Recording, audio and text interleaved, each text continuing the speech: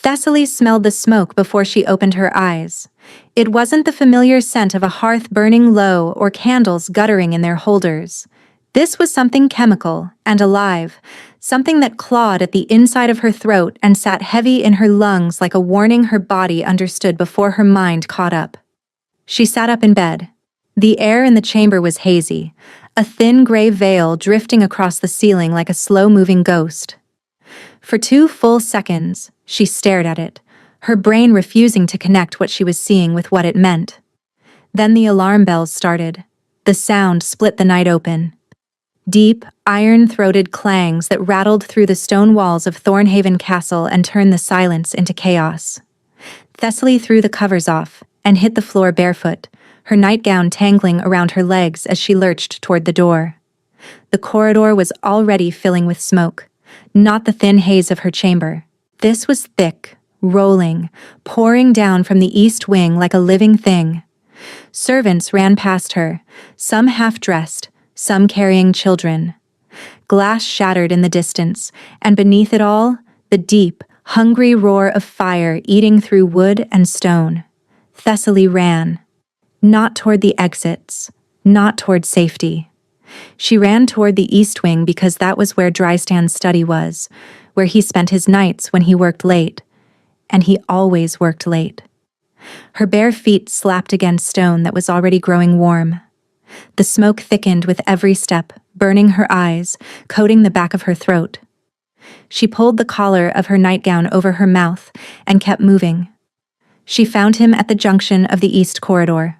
Drystan Vale, Alpha King of Ashenmere, stood in the center of the hallway like a wall the fire hadn't figured out how to move yet. He was shirtless, his chest streaked with soot. And even in the chaos, the sheer physical presence of him made the corridor feel smaller. His dark eyes locked onto hers through the smoke, and for one brief, suspended second, the world contracted to just the two of them. Relief hit her so hard her knees almost buckled. He was alive. He was standing. He was here. Then the scream came, high-pitched, raw with terror, cutting through the roar of the flames from somewhere deeper in the east wing. Thessaly didn't recognize it immediately, but she saw the moment Drystan did. His head snapped toward the sound, and something shifted in his expression. Recognition. Decision. He looked back at Thessaly. Their eyes met. The bond between them, that invisible thread she'd carried in her chest since the day they were mated, pulled taut. She could feel his conflict, could feel the sharp edge of the choice forming behind his eyes before he'd even made it. "Go to the courtyard," he said, his voice rough from the smoke. "The guards will get you out." Then he turned and ran toward the scream. Away from her. Thessaly stood frozen, watching his broad back disappear into the black smoke of the east wing. The fire was louder there, angrier. She could see the glow of it painting the walls orange and red, and he ran straight into it without looking back. He ran toward Seraphine Kale. The realization landed in her chest like a fist. Lady Seraphine, daughter of the Northern Ambassador, the woman who had arrived at Thornhaven 3 weeks ago with her diplomatic smiles and her elegant dresses and her way of making every room she entered feel like it belonged to her. Drystan had chosen her first.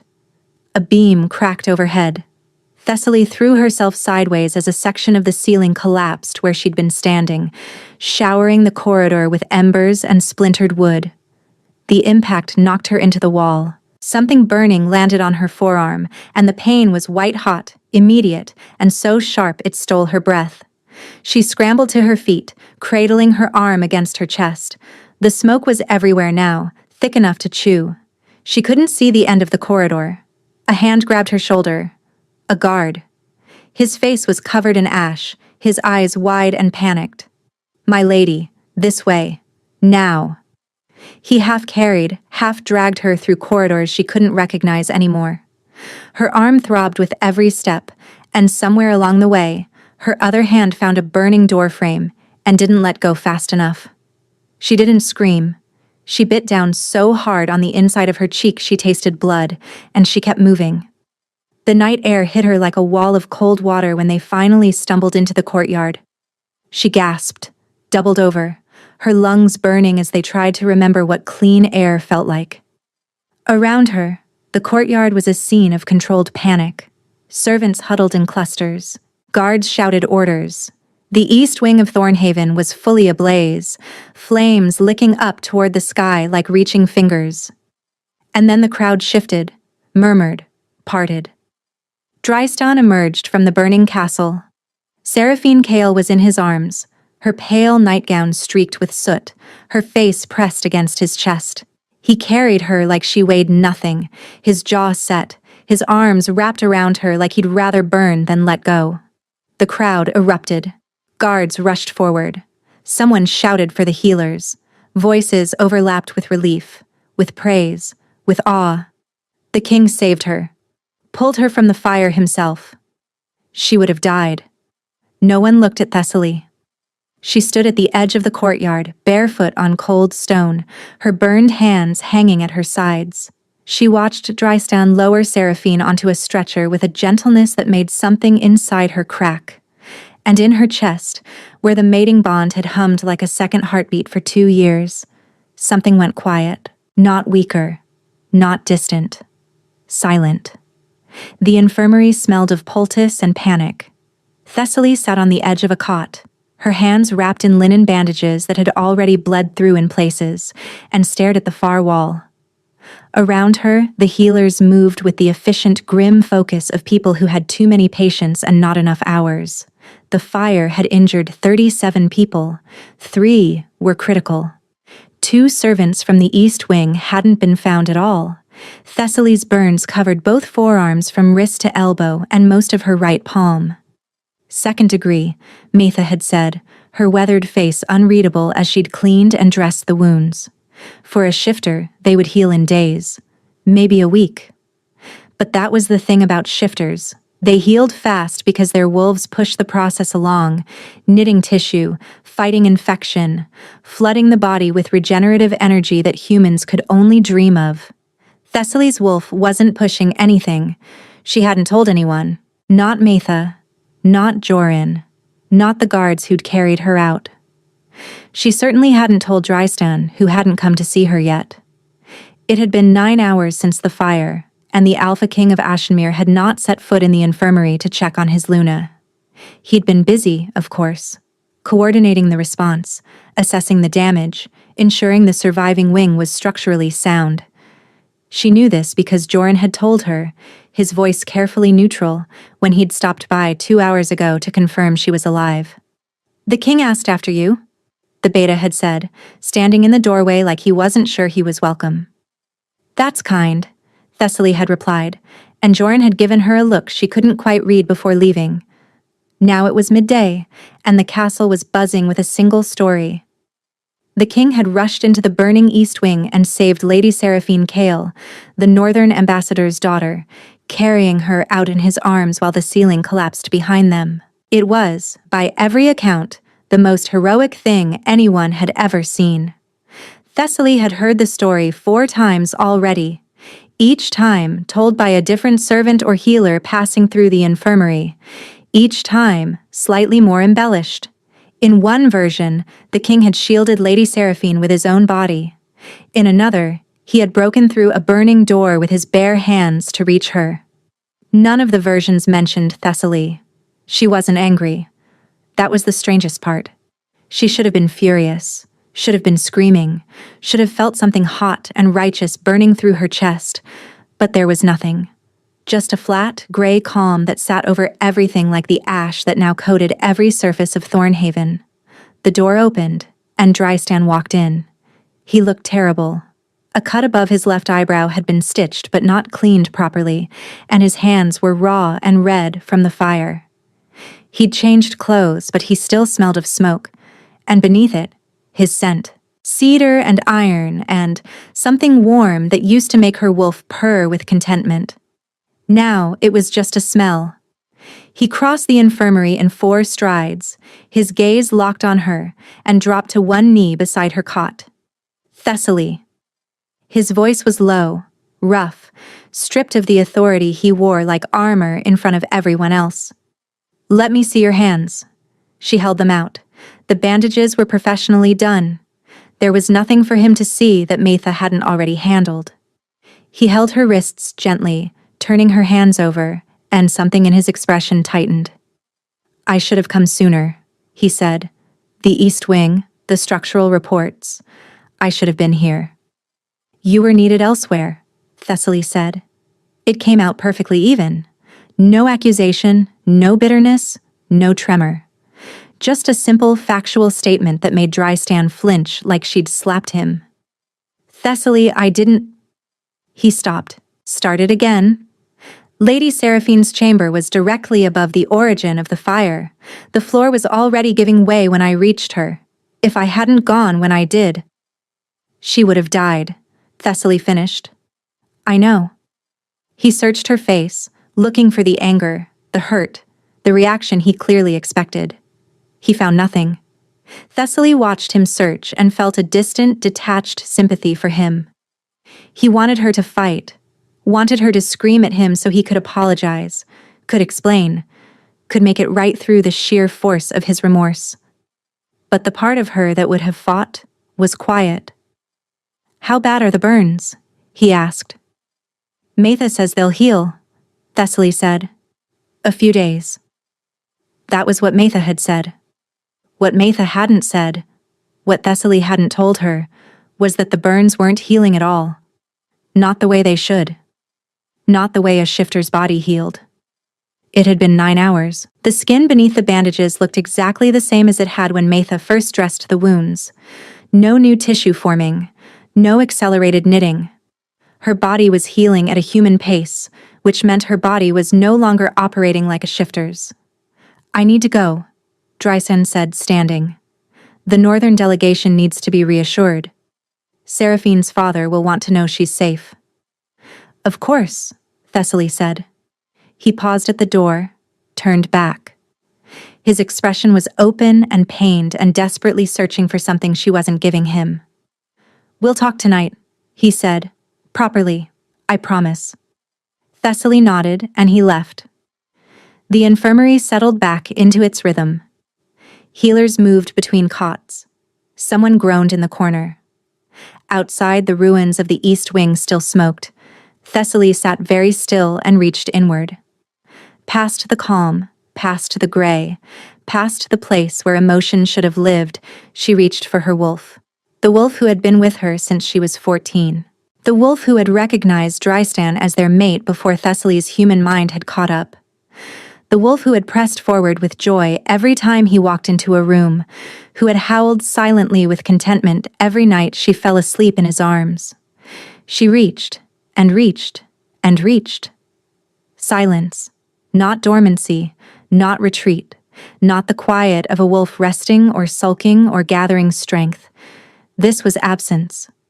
A hollow where something living used to be. Like reaching into a drawer for something you kept there for years and finding it empty. Thessaly pulled her bandaged hands into her lap and stared at them.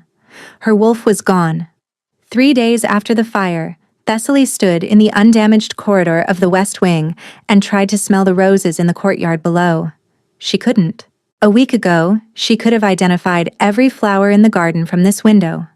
Could have separated the roses from the jasmine from the night-blooming cereus that the groundskeeper cultivated along the southern wall.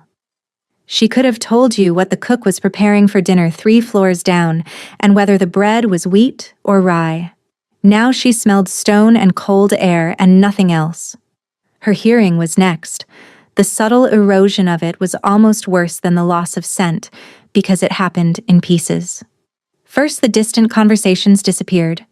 The ones she used to catch from across the courtyard without trying. Then the heartbeats. She'd always been able to hear Drystan's heartbeat when he stood close enough, that steady, solid rhythm that her own heart would match without her telling it to. Now she couldn't hear it even when he stood right beside her. Not that he stood beside her often anymore. The fire had rearranged the geometry of the castle in ways that went beyond architecture. With the East Wing destroyed, space was limited. Rooms had been reassigned, schedules reorganized, and at the center of all of it, like a sun everything else orbited, was Lady Seraphine Kale. She was recovering in the Queen's guest suite, which was the finest room still standing. She was being attended by 2 personal healers, 3 servants, and a rotating cast of courtiers who arrived with flowers and well wishes and stayed to gossip about how brave the king had been. And she was, Thessaly had to admit, genuinely lovely. Not just beautiful, though she was that too, all auburn hair and wide green eyes and the kind of bone structure that painters would fight over. But lovely in the way she spoke, softly and with consideration. Lovely in the way she thanked every servant by name. Lovely in the way she'd sent a handwritten note to Thessaly expressing her gratitude and her hope that the Luna was recovering well. Thessaly had read the note twice, folded it carefully, and put it in a drawer. The problem wasn't Seraphine. The problem was what Seraphine's presence revealed. Dryston visited her daily. Political necessity, he explained. Her father, Lord Kale, controlled the northern trade routes. The fire had happened on Thornhaven's watch, and the diplomatic fallout required careful management. He needed to ensure Lady Seraphine felt safe, valued, protected. Thessaly understood all of this, understood it perfectly, rationally, completely. But understanding didn't stop the whispers she caught in the corridors, the ones her fading hearing still picked up if she stood close enough and concentrated hard enough. Have you seen how he looks at her? Well, she is an ambassador's daughter. Proper bloodline, proper breeding. And the Luna is... what, exactly? A woodcutter's daughter from the outer villages? I've always wondered what he saw in her. Perhaps he's wondering the same thing now. Thessaly kept walking. She didn't stop, didn't react, didn't let her expression shift by so much as a fraction. She had become very good at that over the past 3 days, keeping her face perfectly still while pieces of her fell away. The burns on her arms were healing, but slowly. Human, slowly. Mitha had begun watching her with an expression Thessaly recognized because she'd seen it on the old healer's face before. It was the expression Mitha wore when a wound wasn't behaving the way it should. "Let me take your vitals again," Mitha said that afternoon, her tone just a shade too casual. Thessaly held out her arm. Mitha pressed 2 fingers to her wrist, counting silently, and Thessaly watched the old woman's brow furrow deeper with each passing second. "Your pulse is slow," Mitha murmured. "I'm relaxed," Thessaly offered. Mitha ignored this. She lifted one of the bandages on Thessaly's forearm and examined the burn beneath. The silence stretched for a very long time. "This should be nearly closed by now," Mitha said, not quite making it a question. "It's getting there." "It isn't." Mitha straightened up, fixing Thessaly with a gaze that had made grown warriors confess to eating sweets before supper. "Your healing rate has dropped. Dramatically. When was the last time you shifted?" The question landed like a stone in still water. "I've been injured," Thessaly said carefully. "Shifting with burns would accelerate the healing process. Any wolf knows that. It's the first thing your body should be demanding." Mitha's eyes narrowed. "Is your wolf demanding it?" Thessaly said nothing. The silence answered for her. "Thessaly," Mitha said, her voice changing, dropping into something lower and more urgent. "When was the last time you felt your wolf?" The words sat in Thessaly's throat like glass. She had been carrying this secret for 3 days, holding it close and tight because saying it out loud would make it real, and she wasn't ready for it to be real. But Mitha's eyes were steady and patient and deeply, unmistakably concerned, and Thessaly was so tired of pretending. "The night of the fire," she whispered. "I felt her during the fire. She was trying to push forward, trying to help me get out. And then we were in the courtyard, and I saw him carrying Seraphine, and something just..." She stopped, swallowed, went quiet. Mitha sat down slowly. "I've been reaching for her," Thessaly continued, her voice barely audible. "Every morning, every night. I reach, and there's nothing. Not sleeping, not hiding. Nothing. Like she was never there." "That's not possible," Mitha said, but her voice lacked conviction. "A wolf doesn't just vanish." "I know. "Have you told the king?" Thessaly almost laughed. "Told him what? That his Luna is broken? That the woman he chose to mate can't shift, can't heal, can't smell, can barely hear?" She shook her head. "He has enough to deal with. The East Wing? The delegation? Lady Seraphine?" "You are his mate," Matha interrupted, her voice sharp. "You are his priority." "Am I?" Thessaly asked. The question came out quieter than she intended, and Matha went still. They looked at each other across the infirmary, and the truth of what was happening settled between them like something heavy and irreversible. "Try to shift," Matha said. "Right now. Try." Thessaly closed her eyes. She reached inward, past the silence, past the hollow, searching for the place where the wolf had lived for 12 years. She pushed, pulled, called out into the emptiness with everything she had. Nothing moved. Nothing stirred. Nothing answered. She opened her eyes. "I can't," she said. Matha's face went pale. 2 weeks after the fire, Thessaly woke in the dark and couldn't remember what Drystan's heartbeat sounded like. She lay still, staring at the canopy above their bed, trying to recall the rhythm she used to fall asleep to every night. It had been her anchor for 2 years, the steady, solid thump beneath her ear when she pressed her cheek against his chest. She'd known his heartbeat the way she knew her own name. So intimately it had stopped being something she heard and had become something she simply was. Now there was only silence.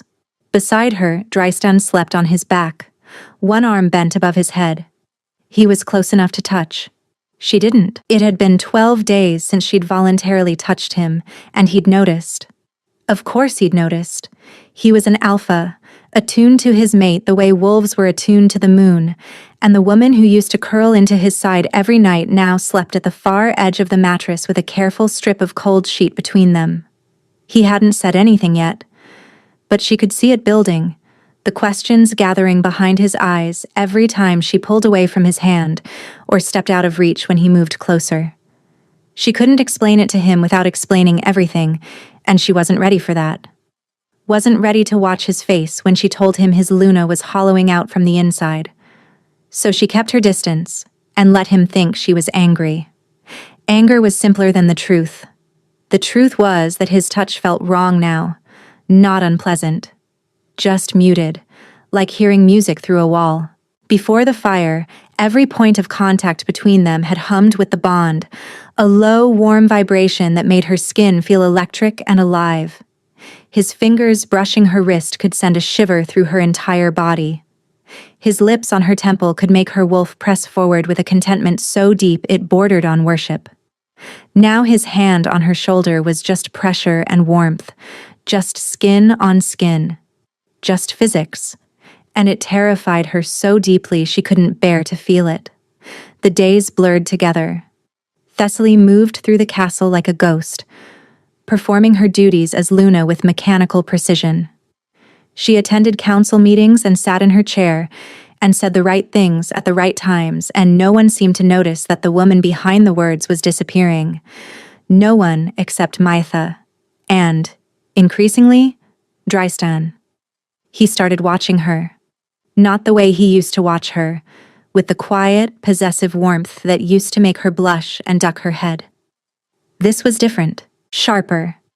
He tracked her across rooms with a furrow between his brows, cataloging details like a man trying to solve a puzzle he couldn't quite see. "You're not eating," he said one evening at dinner, his voice pitched low so the courtiers wouldn't hear. "I ate earlier," Thessaly replied. "You look pale." "The weather's been gray." He set his fork down. "Thessaly." She looked at him. His dark eyes searched her face with an intensity that used to make her feel seen in the most profound, intimate sense. Now it made her feel hunted. "I'm fine," she said. She watched him decide not to press it, watched the effort it cost him, the way his fingers curled against the tablecloth before he picked up his fork and returned to his meal. That night, he reached for her in bed. It was a simple gesture, his hand finding her hip in the dark, his thumb tracing a slow circle against the fabric of her nightgown. An invitation. Familiar, and achingly gentle. Thessaly flinched. She didn't mean to. Her body simply reacted, contracting away from the contact that should have felt like coming home and instead felt like touching a phantom limb. The silence that followed was devastating. "What did I do?" Drystan asked. His voice was quiet, but she could hear the raw edge beneath it, the sound of a man watching something precious slip through his fingers and not understanding why. "Nothing," Thessaly whispered. "You didn't do anything." "Then why won't you let me touch you?" The question hung in the dark between them, and Thessaly pressed her face into the pillow so he wouldn't see her eyes burning. She couldn't tell him the truth, that his touch used to feel like the bond singing, and now it felt like proof the bond was dying.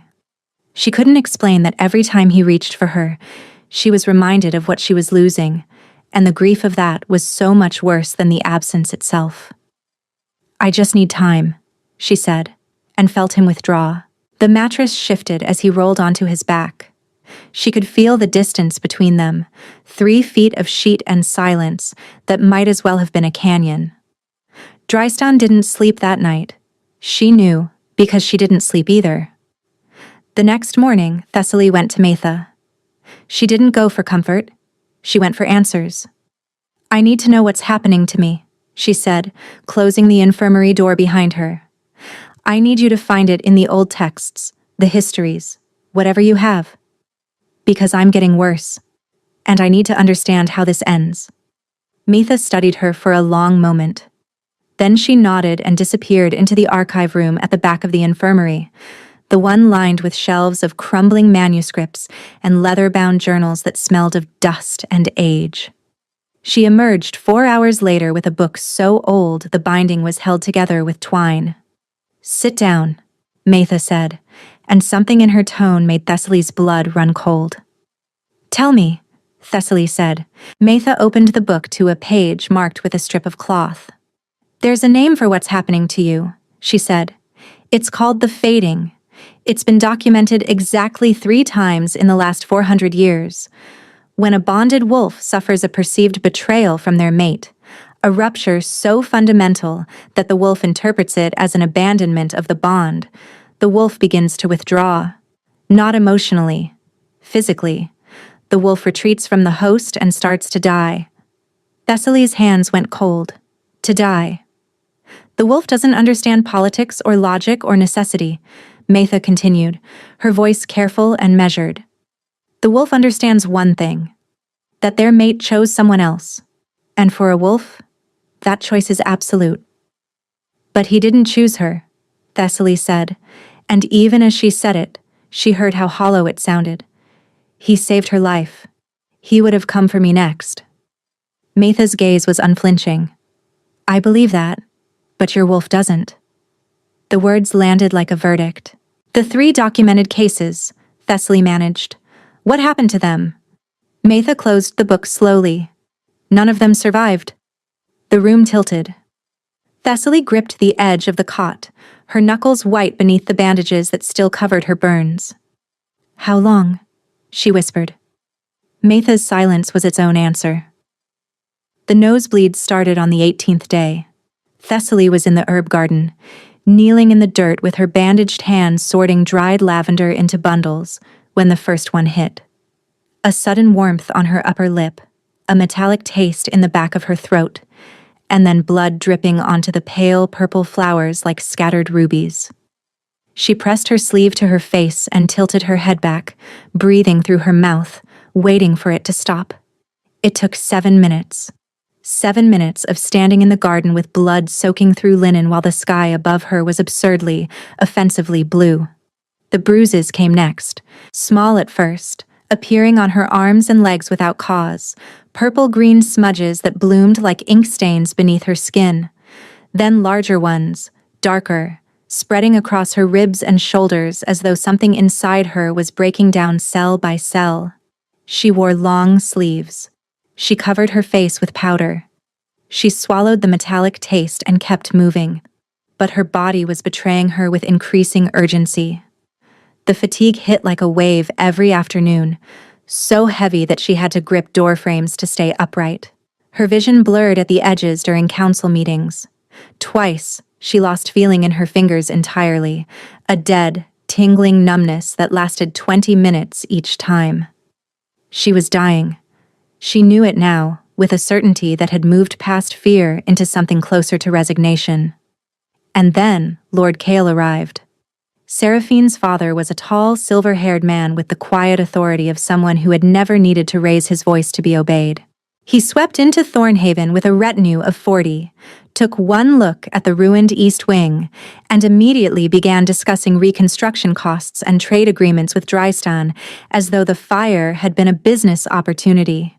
He was, Thessaly realized quickly, not a man who dealt in sentiment.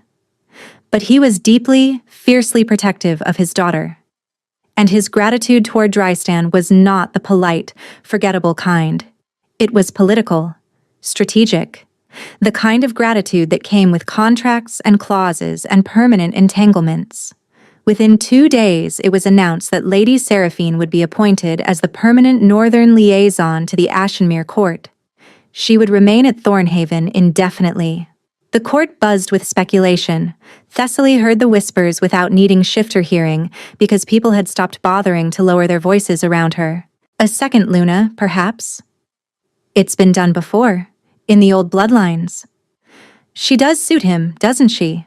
Politically, at least. Thessaly arranged her face into the calm mask she'd perfected and said nothing. It was Joran who broke. The beta found her in the West Corridor 3 days after Lord Kale's arrival. He was waiting for her, which was unusual. Joran was not a man who waited. He acted, efficiently and without preamble, in the direct service of his alpha. Everything he did was for Drystan. Which was why what he said next stunned her. "Something is wrong with you," Joran said, blocking her path. His eyes moved over her face, cataloging. "You've lost weight. Your scent has changed. You haven't shifted in weeks. And your burns still haven't healed." He paused. "I'm asking you directly, my lady. What is happening?" Thessaly stared at him. Of all the people in this castle, Joran was the last one she'd expected to corner her. He was Dristan's man, loyal to a fault, and Thessaly had always assumed his concern for her extended exactly as far as her usefulness to the Alpha. But the look on his face wasn't duty. It was worry. Something in her composure fractured. "My wolf is dying," she said, and the words came out broken and raw and real in a way that nothing had felt real in weeks. "She's been gone since the night of the fire. I can't shift, can't heal, can't feel the pack bond, can't feel—" Her voice fractured. "I can't feel him, Joran. The mate bond is going silent, and my body is shutting down." Joran went very still. "There's a name for it," Thessaly continued, wiping her eyes roughly with her sleeve. "Matha found it in the old texts. It's called the fading. It happens when a bonded wolf believes their mate has abandoned the bond. The wolf retreats and dies, and the host dies with it." "That's not what happened," Joran said, his voice tight. "He didn't abandon you. I know that. You know that. My wolf doesn't care about the difference." Joran's jaw worked hard beneath the skin. He was quiet for a long moment, and when he spoke again, his voice had changed. Lower, more urgent, stripped of the careful neutrality he usually maintained. "The night of the fire," he said. "I was there. I was in the corridor when the alarm sounded, and I reached the junction before the king did. I saw everything." Thessaly's chest tightened. "Joran." "He saw you first," Joran said. "He saw you standing in the corridor, and I watched his entire body go toward you on instinct. Every muscle, every fiber." His wolf surged. He took 2 steps in your direction before the scream came from the East Wing. Thessaly's eyes burned. "He stopped," Joran continued. "He turned, and he gave an order. 2 guards by name, specifically chosen, directed to get you out of the castle immediately. He didn't just leave you. He made sure you were covered before he went for Lady Seraphine. He tried to save you both." The tears fell. Thessaly couldn't stop them. "It doesn't matter," she whispered. "I know he tried. I know he didn't mean to hurt me, but my wolf didn't see a strategy that night." She saw her mate run toward another female, and that's all she'll ever see. Joran's face was stricken. You need to tell him. Thessaly shook her head. It won't change what happened. It won't reverse the fating. And telling him will only... The nosebleed hit without warning. Blood poured from her nose in a sudden rush, warm and fast, and the world lurched sideways. Her knees buckled. Joran lunged forward and caught her before she hit the stone floor, one arm around her waist, the other pressing his sleeve against her face. Thessaly. His voice was sharp with alarm. Thessaly, stay with me. The corridor spun. She tasted copper and salt, and felt the horrible, familiar sensation of her body giving up on something it no longer had the strength to maintain. Through the haze, she heard Joran calling for the healer. She heard footsteps, running. And then, distant but unmistakable, she heard a roar. Not a word, not a command. A sound ripped from somewhere deeper than language, the raw, guttural sound of an alpha who had just felt something terrible through a bond he didn't know was breaking. Drystan was coming. Drystan came through the corridor like a storm with a heartbeat. He rounded the corner at a dead sprint, and the sight of Thessaly limp in Joran's arms stopped him so abruptly his boots skidded on the stone. For one frozen second he just stared, his chest heaving, his eyes wild, his wolf so close to the surface that his irises had gone from dark brown to molten amber. What happened? The words came out barely human. She collapsed, Joran said, his voice carefully controlled. Nosebleed, she needs the infirmary. Drystan crossed the distance in 2 strides and took her from Joran's arms, not gently, desperately. He gathered her against his chest, and Thessaly felt the thunder of his heart against her cheek, so fast and hard it seemed to be trying to beat its way out of his ribs. I'm fine, she managed, the words muffled against his shirt. He didn't respond. He was already moving, carrying her through the corridors with the kind of focused, terrifying speed that made servants flatten against the walls and guards step aside without being told. He laid her on a cot in the infirmary and didn't step back. Metha, he said without turning. The healer was already beside them. I need the room cleared, Metha said. Everyone except the king and Joran. The door closed. The infirmary went quiet except for Thessaly's ragged breathing and the low, continuous growl rumbling through Drystan's chest. Metha unwound the bandages from Thessaly's arms. The burns were still there. Over 3 weeks old and still raw, still open, still refusing to heal. In the harsh light of the infirmary, they looked worse than they had that morning, as though her body had given up on the pretense of recovery entirely. Drystan stared at the wounds. The growl died in his throat.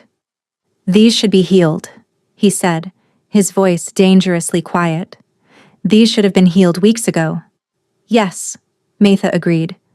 Why aren't they healed? Metha looked at Thessaly, a question in her gaze, asking for permission. Thessaly closed her eyes. She was so tired.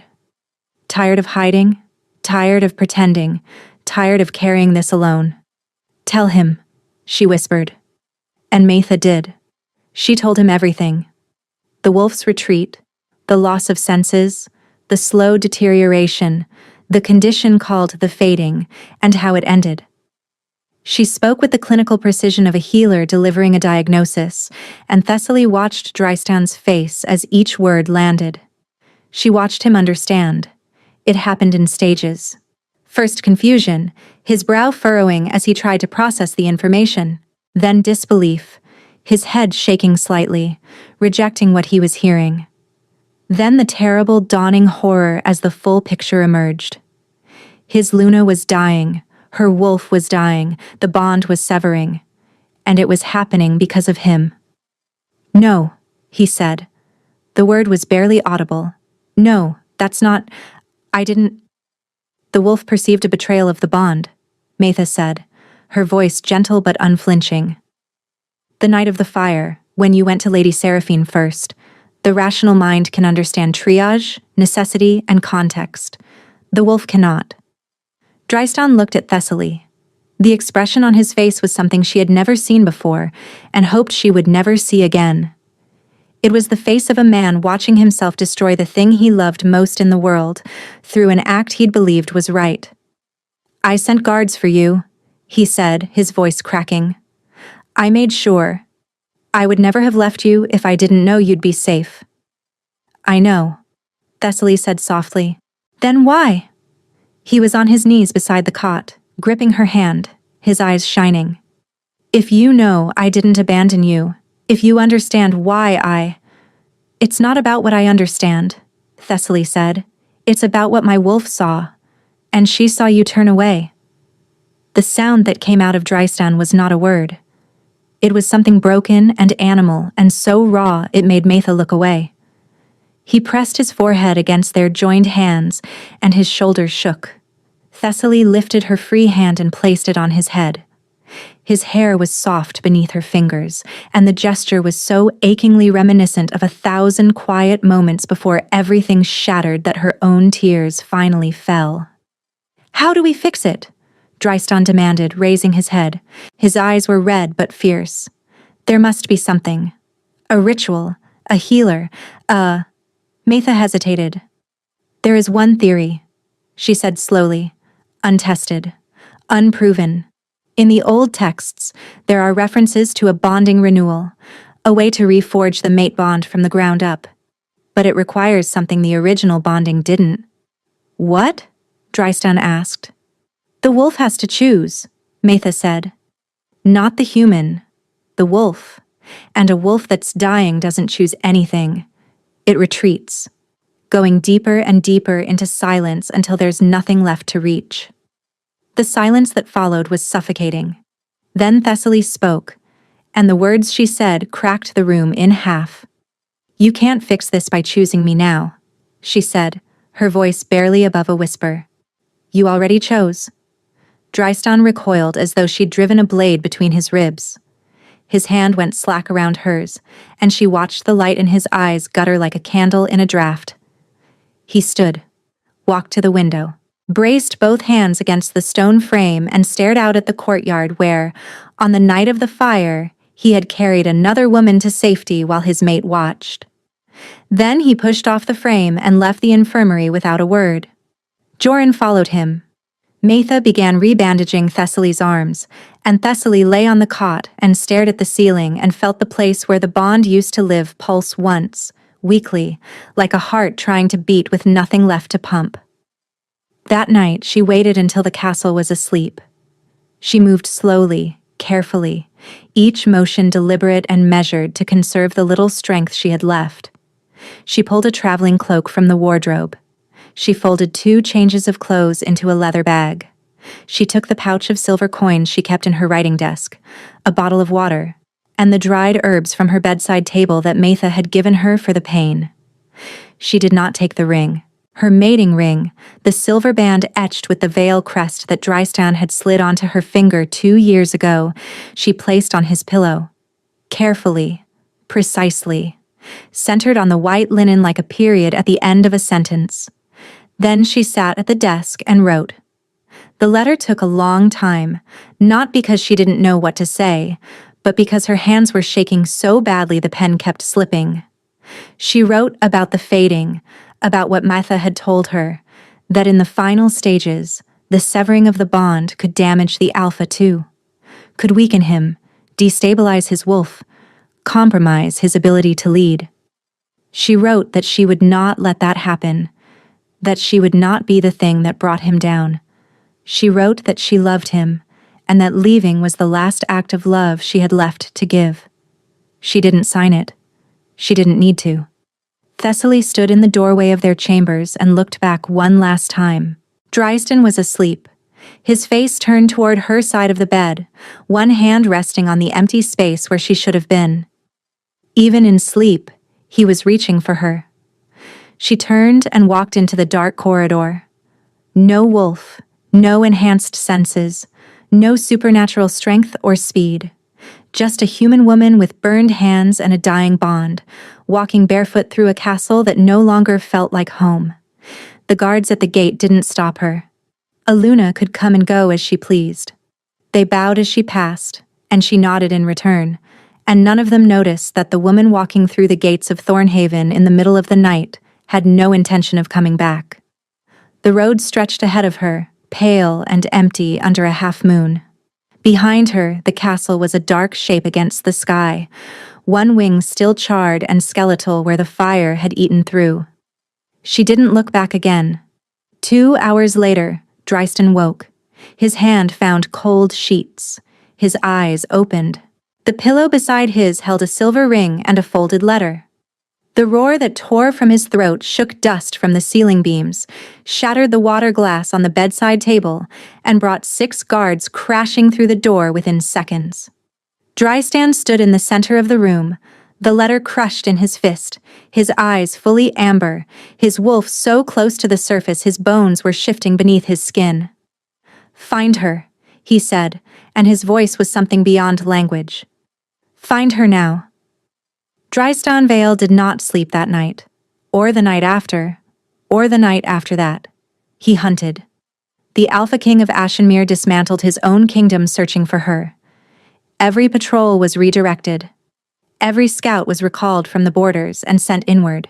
Joran coordinated the search with military precision, dividing the surrounding territory into grids, assigning teams, establishing checkpoints on every road leading away from Thornhaven. But Drystan didn't wait for reports. He rode out himself every morning before dawn and didn't return until long after dark. His wolf was unraveling, pressing against the surface with a desperation that made his bones ache and his vision blur between human and animal. He shifted and ran through forests on all fours, nose to the ground, searching for a scent that was growing fainter by the hour. Because that was the cruelest part. Even the trace of her was disappearing.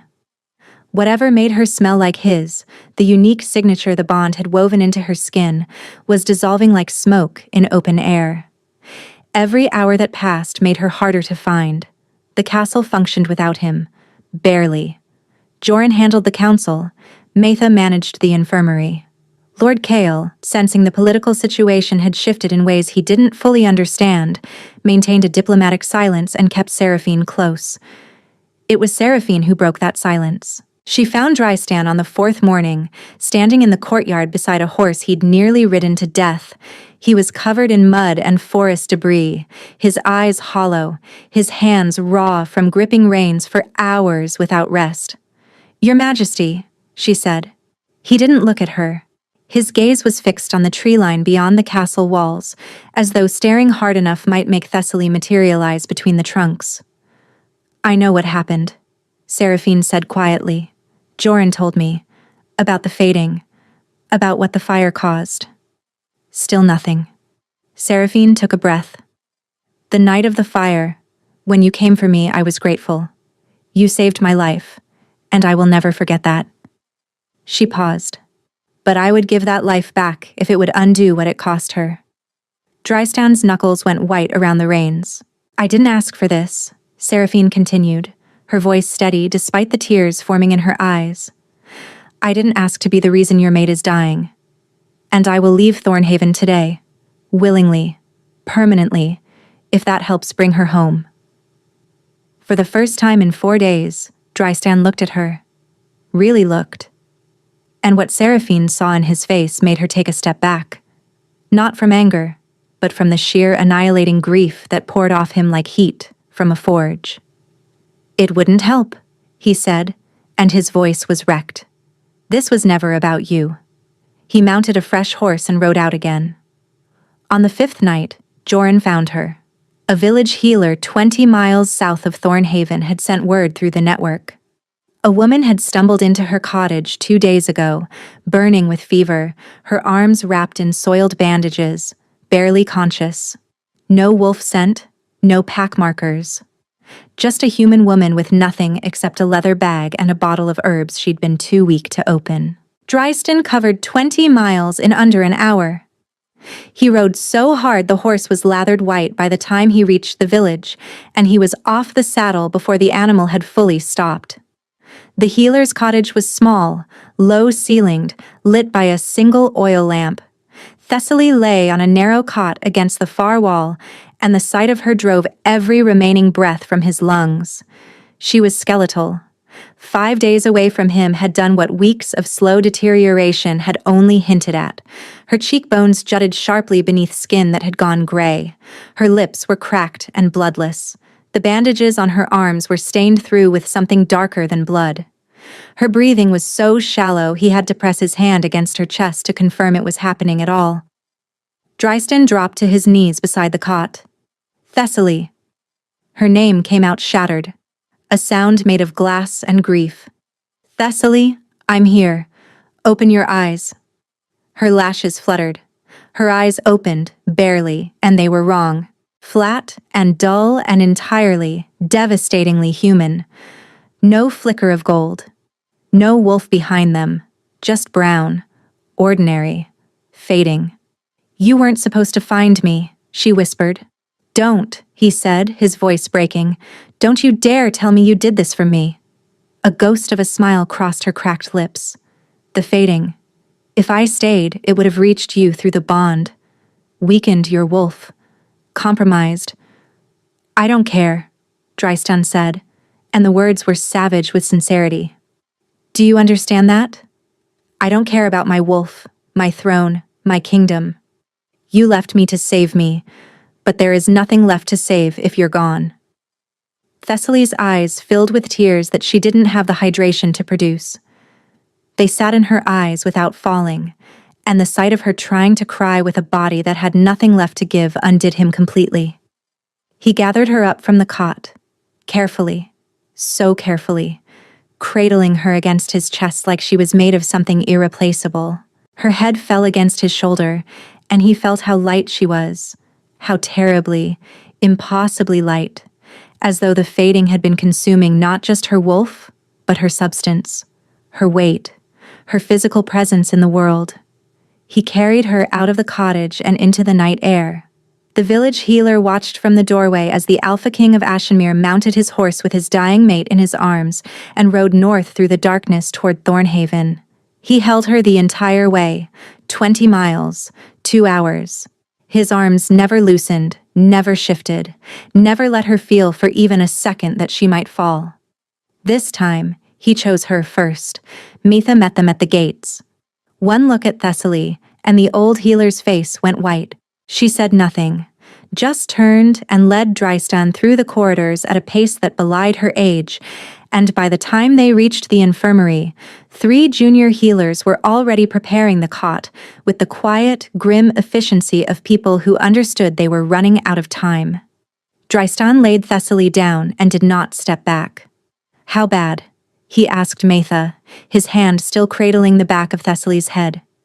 Metha pressed her fingers to Thessaly's wrist, counted, then moved to her temples, her throat, the pulse point behind her ear. Each location made the healer's expression tighten further. The fading is nearly complete, Metha said. Her wolf is barely present, a flicker at most. If we can't reach it in the next few hours. She didn't finish the sentence. She didn't need to. The bonding renewal, Dryston said. You mentioned it before. The wolf has to choose. A wolf that's this far gone doesn't choose anything, Metha replied. It's barely conscious. Reaching it would require something unprecedented. Something no alpha has ever... Tell me what to do. Metha studied him for a long moment. The bond was broken by an act the wolf perceived as abandonment, she said carefully. To rebuild it, the wolf would need to perceive something equally absolute in the other direction. Not words, not promises, not human apologies. Something the wolf understands. What does a wolf understand? Dryston asked. Surrender, Metha said quietly. Complete, unconditional surrender. An alpha's wolf doesn't bow. It dominates, protects, commands. It does not submit. She paused. But if your wolf were to willingly lower itself, to make itself vulnerable to a wolf it recognizes as its mate, that might be the one thing powerful enough to reach her. The room went silent, an alpha submitting to his mate. It went against every instinct, every fiber of wolf hierarchy. An alpha's wolf was dominant by nature, by design, by the fundamental architecture of what it meant to be an alpha. Asking it to submit was like asking fire to choose to be cold. Drystan pulled a chair beside Thessaly's cot and sat down. "Leave us," he said. Maitha hesitated. Joran, standing in the doorway, opened his mouth to object. "Everyone," Drystan said, and it wasn't a request. They left. The door closed. The infirmary was quiet except for Thessaly's thin, shallow breathing and the distant sound of wind against the castle walls. Drystan took her hand. Her fingers were cold, limp, offering no grip in return. He wrapped both of his hands around hers and held them against his chest, against his heartbeat, and he began to talk. Not as a king, not as an alpha, not with authority or command or the weight of his title behind every word. He spoke as a man. "The first time I saw you," he said, his voice low and rough, "you were arguing with a merchant in the lower market about the price of dried sage. You were so angry your face was red, and you were waving a bundle of herbs at him like a weapon. And I stood there in the crowd like an idiot, in disguise, surrounded by my own guards, and I couldn't move. I couldn't look away." Thessaly's breathing didn't change. He kept going. "I went back to that market 6 times before I found you again. 6 times, Thessaly. The king of Ashenmere, skulking through market stalls like a lovesick boy, looking for a woman whose name he didn't know." His voice cracked. "And when I finally found you, you were sitting on a crate eating an apple, and you looked up at me and said, 'You're blocking my sun.' And I knew. My wolf knew. Before my mind caught up, before I understood what it meant, every part of me recognized you." He pressed her hand harder against his chest. "The night of the fire, I failed you. I know that now.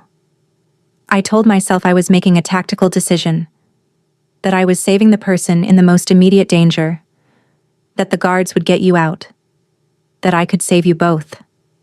And I believed that. I still believe the logic of it." He exhaled, ragged and unsteady. "But I am not talking to the part of you that understands logic." He lowered his head until his forehead rested against their joined hands. "I am talking to your wolf," he said. "And I am telling her that I am sorry, not with reasons, not with explanations. I turned away from you. In the moment it mattered most, I ran toward someone else, and you saw it, you felt it, and it broke something that I don't know how to fix with words." His voice dropped to barely above a whisper. "So I am not going to use words." Drystan closed his eyes, and inside him, he did the one thing an alpha's wolf was never designed to do. He surrendered. He felt his wolf resist, every instinct howling against it. The alpha's wolf was built to dominate, to stand above, to never lower its head. Submission was antithetical to its existence. It fought him with everything it had, and Drystan forced it down. Not with dominance, not with the iron will he used to command his pack. He forced it down with love, with grief, with the bone-deep terror of losing the one person his wolf had ever recognized as home. He poured every ounce of that desperate, consuming need into the act of lowering his wolf's head, baring its throat, offering the most vulnerable part of himself to a mate whose wolf was dying. The room went very still. Thessaly's hand twitched. It was small, barely perceptible. A single contraction of her fingers against his, so faint it could have been a muscle spasm, a reflex, nothing. But Drystan felt it through the bond, a pulse, distant, fragile, but undeniably alive, like a heartbeat heard through deep water. "There you are," he breathed. Another twitch, stronger this time. Her fingers curled around his weakly, and the bond flickered. Not the steady hum it used to be. Not the warm, golden thread that had connected them for 2 years. Just a single, fragile spark in an ocean of darkness. But it was there. Thessaly's eyes opened, and for 1 second, one impossible, breathtaking second, they weren't brown, they were gold. The wolf looked out through Thessaly's eyes, battered and fading and barely alive, and it saw what no wolf had ever seen before. an alpha on his knees, throat bared, surrendering everything, choosing her, not first, not second, only. The gold flickered, dimmed, then steadied. Thessaly gasped, her back arching off the cot, and Dristan was there, pulling her upright, pressing her against his chest. He tilted her head back and found the mating mark on her throat, the scar where his teeth had claimed her 2 years ago, and he bit down. Not hard enough to wound, just hard enough to mean it. The bond detonated. It ripped through both of them like lightning through water, hot and blinding and so intense that Drystan's vision went white. He felt it lock into place, not the same as before, not the effortless, unquestioned certainty of the original bond. This one was rougher, rawer, forged in fracture and sealed in scar tissue. It ached where the old one had hummed, but it held. Thessaly bit him back. Her teeth found the mark on his shoulder that she had given him on their mating night, and she pressed her teeth into it with every fragment of strength her body possessed. The bond flared at the contact, then flared brighter, wilder, and settled into something solid and permanent and unbreakable. Not healed. Reforged. Thessaly sagged against him, her energy spent completely, her body trembling. But her fingers were locked in his shirt with a grip that said she would rather die than let go. "Don't you ever leave me again?" Dristan said, his voice wrecked. Thessaly pressed her face into his neck and breathed him in. Cedar and iron and warmth and home. "Don't give me a reason to," she whispered. He held her tighter and didn't let go. The wolf came back in pieces. First the scent. 3 days after the renewal, Thessaly woke and could smell the lavender oil Matha used on the bedsheets. She lay there for 10 minutes, breathing it in, tears rolling silently down her cheeks. Then the hearing. A week later, she caught the sound of Drystan's heartbeat from across the room and startled so violently she knocked a glass off the table. He was at her side in an instant, alarmed, and she had to explain through laughter that she could hear him again. "You're crying and laughing at the same time," he observed. "Yes," she agreed, and didn't stop doing either. The burns healed over the following month, leaving thin silver scars on her forearms that would never fully fade. Thessaly traced them sometimes, running her fingers along the raised lines, reminders etched in skin, not of the fire, of what came after. Seraphine left Thornhaven on a clear morning in late autumn. She and Thessaly stood together in the courtyard, and for a long moment, neither spoke. "I'm glad you survived," Seraphine said. "I'm glad he saved you," Thessaly replied, and meant it. Dristan never let her wake alone again. Every morning, without exception, Thessaly opened her eyes to find him already awake, watching her with an expression that had nothing to do with duty or guilt or obligation, and everything to do with a man who understood, in the deepest part of himself, how close he had come to losing everything. One morning, weeks later, Thessaly paused by the window. Her face changed. "What is it?" Dristan asked, instantly alert. Thessaly smiled. "I can smell the roses," she said. "From the courtyard garden. The pink ones the groundskeeper planted along the southern wall." Dristan crossed the room and wrapped his arms around her from behind, pressing his face into her hair. "What else?" he murmured. Thessaly closed her eyes and leaned back against his chest, feeling his heartbeat, steady and solid, and hers, syncing with her own. "Everything," she said,